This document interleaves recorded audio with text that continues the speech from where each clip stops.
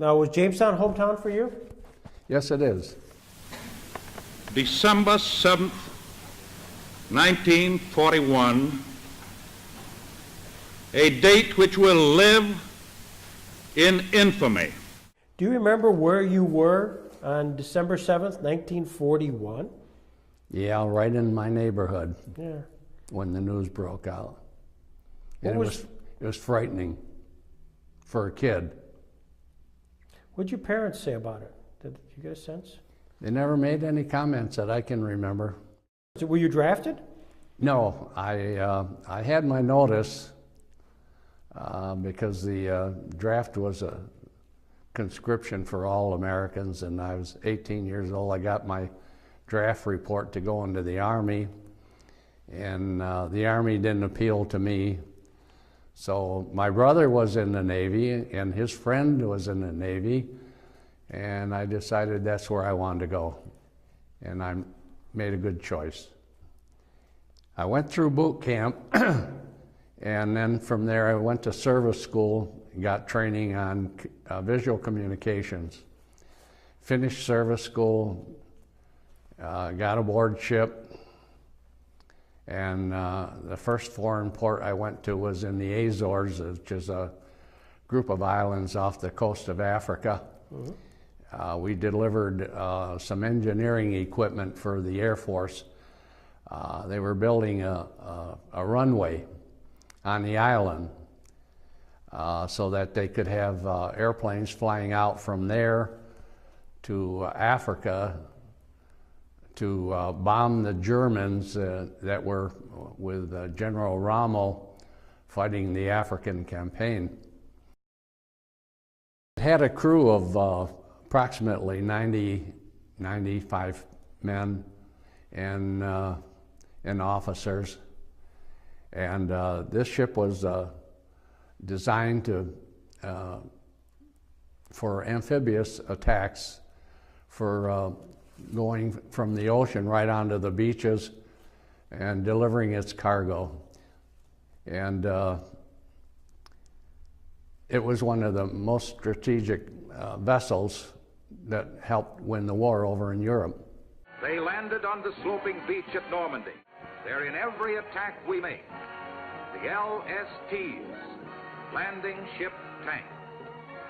The primary mission of the LST is to land artillery and tanks on an enemy beach, ready to fight through enemy opposition, to carry them long distances from their home port to foreign shores. In addition, they're used as lighters to unload transports and cargo ships where no harbor facilities are available. Well, when you're in port, your bow doors open up right up in the bow here, and a ramp falls down, and from a pier they drive up the ramp and they go into the cargo area from the bow all the way back to here. Mm-hmm. And once the interior is loaded, they have an elevator which goes from the deck below, comes up to the main deck with more trucks, tanks, jeeps, and all the Army equipment. They lash them down to the deck so that when you go out to sea, they don't fall overboard. And that was the whole purpose of that ship, to carry that type of equipment. The way it operates is that you wait for a low tide. Right at the peak of the low tide, you rev up the engines and you head for the beach.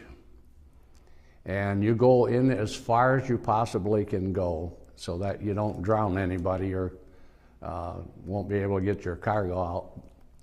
And once you get onto the beach, you sit there and wait for the tide to completely go back out to sea. When that happens, you're high and dry. You're visible. You can walk around the whole ship without, getting wet. And then you sit there for about 5 hours, and you become a sitting duck to the enemy, and you wait for the next high tide to come in so that you can pull off and go back out to sea once you've unloaded. Interesting. I've never had anybody explain that.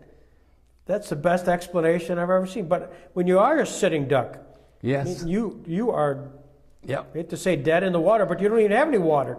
Yeah. We were, you know, sitting there. We couldn't do a thing. Couldn't get off, no matter what kind of attack you were under. You couldn't move. Did you find yourself under attack? Only during the evening hours after we beached, we had an air raid attack, and all the ships in the harbor were firing at whatever was up there, the airplanes, and of course that to a little town boy was pretty frightening, because when you get a whole lot of ships lined up with anti-aircraft, like on our ship, a lot of anti-aircraft fire, and every fifth cartridge that's fired has a tracer bullet. So when you get all these ships shooting, and the fifth one is a tracer, the sky is illuminated, and that's all you see is firepower in the air. So that was a frightening experience. Loaded our cargo. We sailed out at sea, joined up with a convoy of 64 ships headed for England. And we were in the tail end of the cargo because we were one of the slowest ships in the whole convoy. And so the LST was transferred around in words from landing ship tank to long, slow target.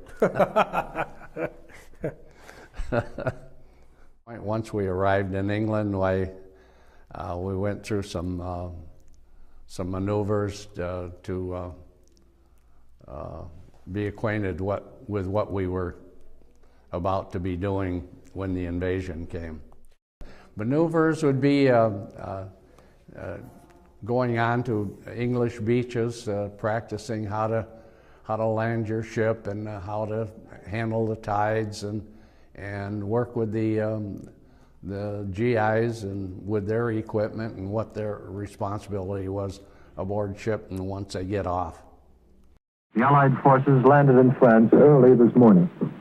I watched the first landing barges hit the beach exactly Broad on daylight, the tremendous armada of 4,000 ships of all designs, size, and shape began to move out of the British ports and across the choppy rolling channel. And at the appointed time, the LCs moved on, many abreast, and spewed their men onto the beaches, the first to set foot on European soil since the tragedy of Dieppe. Did you know when D-Day was going to occur? Well, we heard it from General Eisenhower before he decided that the weather was not going to be a factor so that we could go in. It was a radio announcement, and they put it onto our ship radio so that the whole crew could hear it, you know. Soldiers, sailors, and airmen of the Allied Expeditionary Force, you are about to embark upon the great crusade toward which we have striven these many months. The eyes of the world are upon you. The hopes and prayers of liberty-loving people everywhere march with you. In company with our brave allies and brothers in arms on other fronts, you will bring about the destruction of the German war machine, the elimination of Nazi tyranny over the oppressed peoples of Europe, and security for ourselves in a free world. Your task will not be an easy one. Your enemy is well-trained, well-equipped, and battle-hardened. He will fight savagely. But this is the year 1944. Much has happened since the Nazi triumphs of 1940-41. The United Nations have inflicted upon the Germans great defeats in open battle, man to man. Our air offensive has seriously reduced their strength in the air and their capacity to wage war on the ground. Our home fronts have given us an overwhelming superiority in weapons and munitions of war, and placed at our disposal great reserves of trained fighting men. The tide has turned. The free men of the world are marching together to victory. I have full confidence in your courage, devotion to duty, and skill in battle. We will accept nothing less than full victory. Good luck and let us all beseech the blessing of Almighty God upon this great and noble undertaking. What was the reaction? You're listening to that saying, uh-oh, here we go.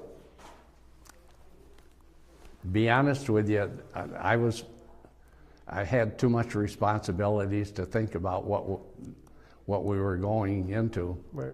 What was your responsibility? I was the leading chief signalman, visual communications on the bridge. I had a crew of, I was a division petty officer, and I had a crew of 10 men that were under me, which included the radio men, the quartermasters who did navigation, and the signalman for the communication. Semaphore, that type of thing, and then the Morse code on the flashing light. And then we had flags and pennants which indicated certain maneuvers, and so that you could send a message to all ships in the harbor once they see your flags up on the yardarm. Would you actually be in a position to dictate the message? Yeah. And how would you do that, verbally? Verbally. I had a guy that I would repeat what I read, and then he'd write it down and give it to the officer in charge. Okay. And if there was an extended period of time where you were communicating by light or semaphore, the officer of the day would ask what was going on because he didn't understand it. So I felt kind of superior over him at the time, giving him orders, Yeah. telling him what to do. Unloaded, but like I said, we had to sit there for 5 hours and wait for the next tide to come in so that we could pull off and go back to England. So you drop all this off Juno Beach, right? Yep. And so you're Juno Beach, and there's things going on. Yep. Can you explain what you're looking at? Yeah. A lot of equipment being moved, you know, tanks and cannons and jeeps and Army personnel and beach masters and everything associated with what would transpire on the beach. So you would have come in during D-Day, right? Yes. And so because of the glider activity and the parachuting in, and so they kind of cleared the way for you to be able to really resupply the beaches. That was... Yes, that's what we do. We made 27 landings during our whole time that we were there. Did you run into any landmines or anything else, any obstacles? Up on top of the cliff, there had all kinds of landmines to protect the pillboxes. As for the ship, I had 3 experiences that were threatening. After we'd landed and we pulled away from the beach and were ready to reform a cargo or a convoy,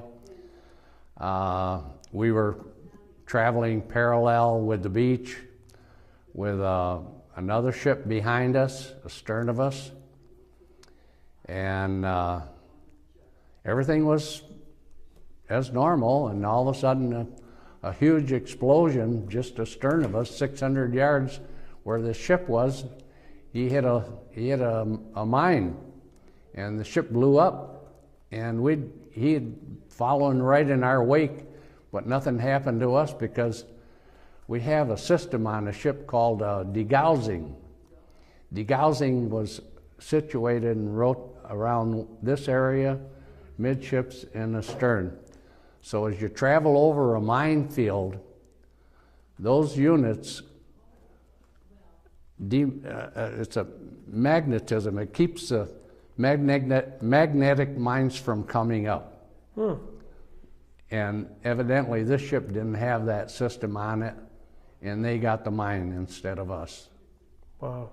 Then another period of going back to England in the Channel, there was a floating mine, and fortunately we had good lookouts up in the bow. They reported it so that we could avoid it.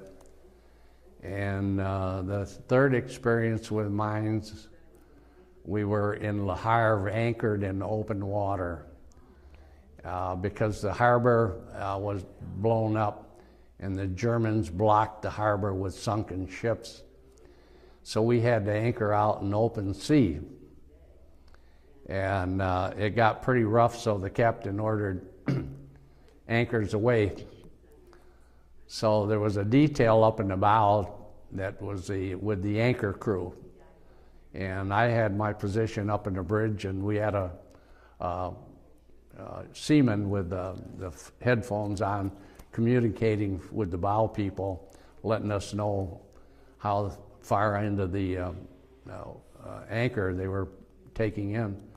And then they reported that they couldn't bring the anchor up any further because the flukes of the anchor caught onto the mine chain that was down in the bottom of the ocean. And so here we were with this mine attached to our anchor. And we were in real jeopardy at that time. So the captain ordered the ship fitter to go down below and get a acetylene torch. And when he brought that up, he started cutting the chain. The captain put the engines in reverse, so we were pulling the mine so it doesn't follow us and hit the ship. You put that much strain on it. So once the chain was released, the mine went into the water and we were away from it so that we didn't get killed. So it was pretty scary. Does that test your faith? Well, I had a lot of faith before, but at that time I just was relieved that it didn't hit the ship. Once we unloaded our cargo on the beach, our function after that was sitting there waiting normally for the tide to come in. In between the tides, the Army would send their wounded soldiers down on jeeps. And on both sides of the jeep, the right and left-hand side, they had some kind of litter things set up so they were extended out like that, and they put a litter case on that one and another one on top, and then two more over here. And drive into the ship, into our tank deck, and we had doctors with us. And they'd unload these guys, and we had the same situation in the ship where they extended these arms, put the stretcher, the cot onto those things, and then the doctors would come in and check the guys and give them some assistance until we got into England, where they transport them to the hospitals for medical care. Did they report, did they talk about? No conversations at all. Yeah. I was down in a tank deck just to oversee what was going on because of my curiosity, because normally that's not my station. So there were a lot of older men from the German army, because the younger men had, so many of them had been killed. The Germans needed more soldiers, so they enlisted all the old men to fight. And one of the casualties we brought aboard had one of them on there, and he was in terrible pain, and I just couldn't hack it. So I went back to where I belong. They got this full treatment just like they would be an American soldier, you know. They were human beings like the rest of us. How were you feeling about the Germans? I mean, the reality, I mean, you got this, you're fighting these guys, and their one is in a stretcher. What are you going to do? Yeah, you know, they're ailing, they're hurting, and humanity doesn't distinguish who you are or what you are. I have no recollection of how many days or months, because each day was different. And there were times when we didn't have to deliver goods to Normandy Beach.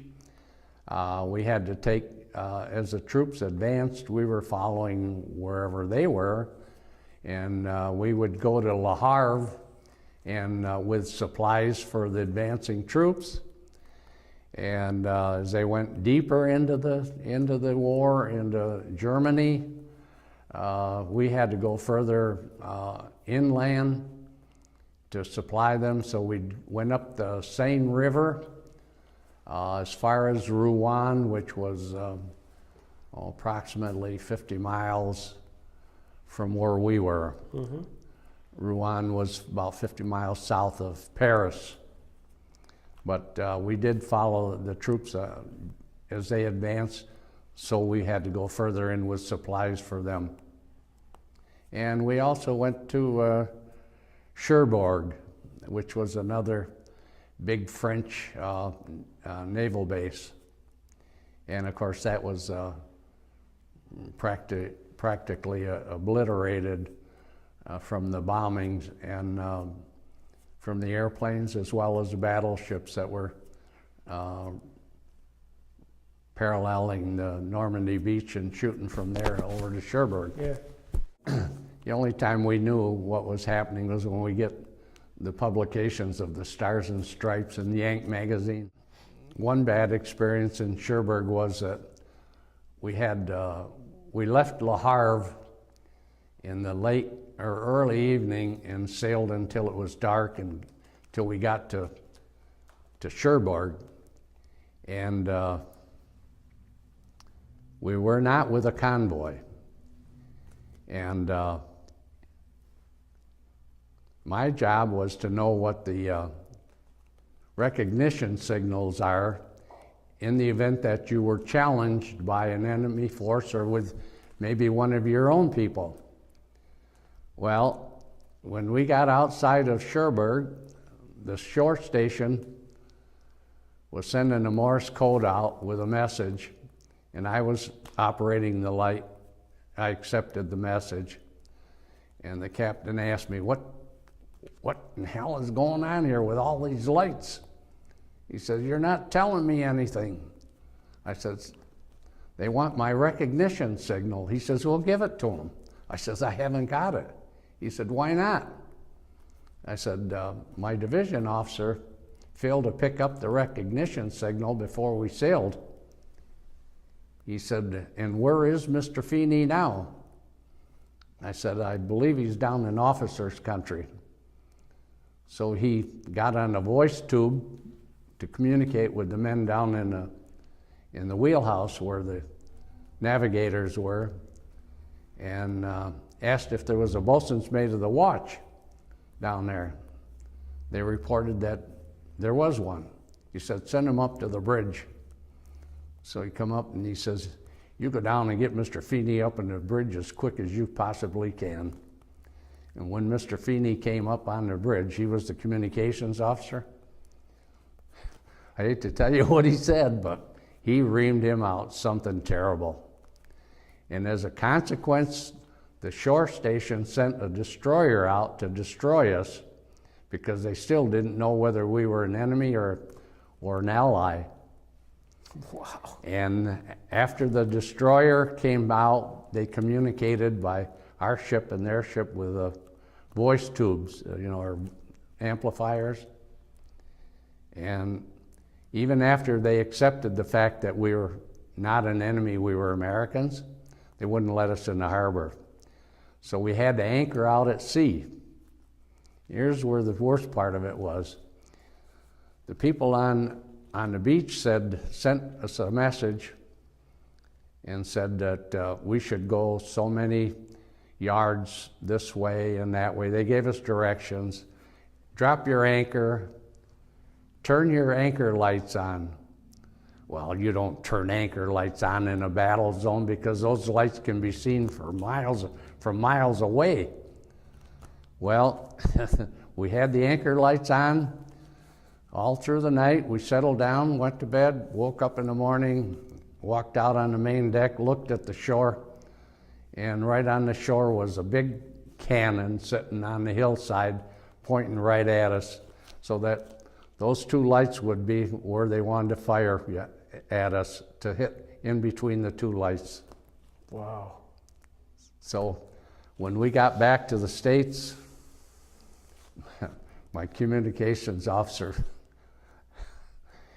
captain didn't want him. He discharged him and gave him another station to go to. And then the biggest pleasure of my life in the Navy was before we were ready to come home. We had an admiral, one of the highest ranking naval officers there is, and he came aboard our ship to inspect our ship. And of course you give him all the recognition as a high ranking officer, all the salute and the pomp and circumstance, you know. And he came up to my station. I was waiting for him. And of course, along with him was all the bosun's mates and the officers. So he got up on the bridge and he looked around and he says, "Who's in charge of the bridge here?" And my communications officer saluted him and said, "I am, sir, Ensign Feeney." He says, "I don't mean you." He says, "I want to talk to the enlisted man." So I said, "Signalman First Class Paul Arnone, nice job up there, sailor." He says, "Continue doing what you're doing." So that's great. that officer got shot down. We sailed the North Atlantic to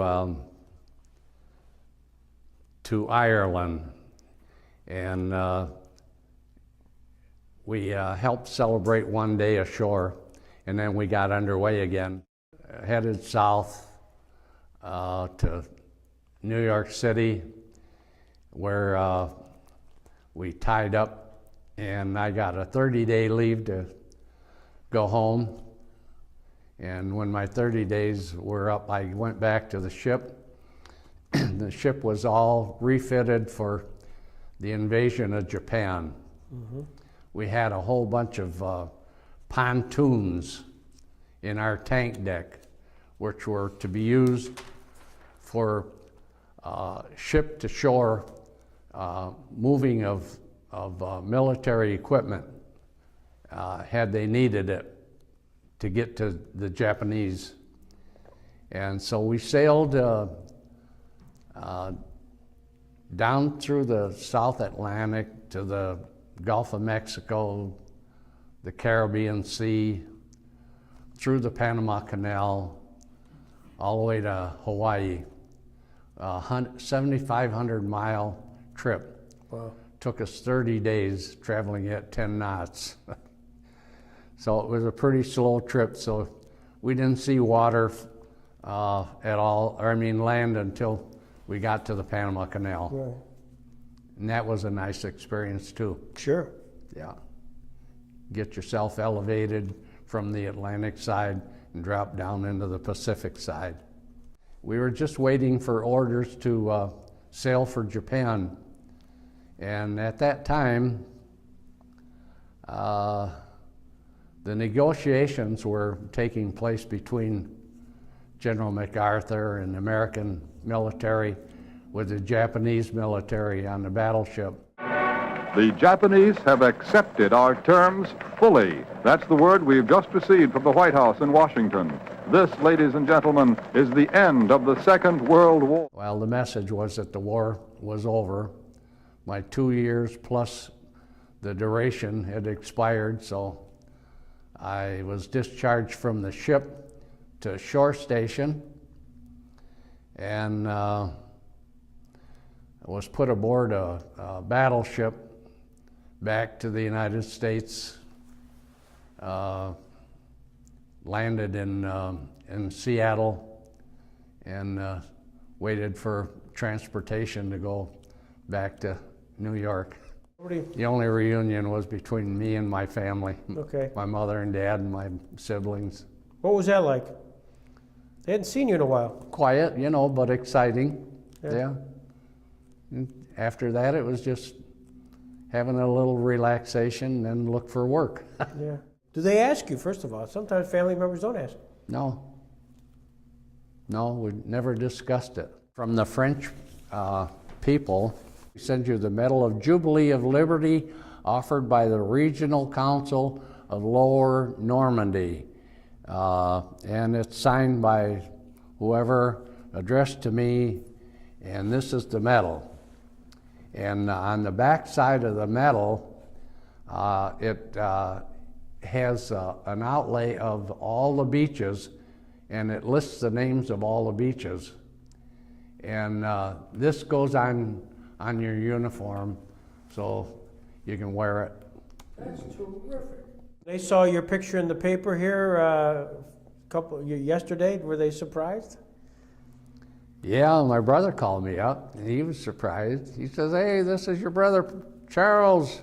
I said, "Yeah, I think I remember you. You used to live in the same house with me." He says, "I read the paper all about you." I said, "Did you like what you read?" "Yeah," he says, "quite a story." Well, as you're thinking about going back after 70 years, what's your feeling? Going back to the beginnings of my naval life, you know, and part of my youthful life. And it'll be interesting to see if there's any change, and I doubt that there is on the beach. Mm-hmm. Beaches remain as they are, but in my own mind, I could probably picture all the ships lined up along the beach, right. With their bows open and the ramps down and the troops going out, you know. And then I just can reflect on the past. I'm glad that I'm still alive and there to be able to relish in the experience, you know. Along with you, the President of the United States will be there. Yeah. Peut-être entendre d'ailleurs, si on a le temps, très rapidement ce qu'a dit Barack Obama lors justement de cette cérémonie de Colville, si on a le temps, vraiment l'espace de...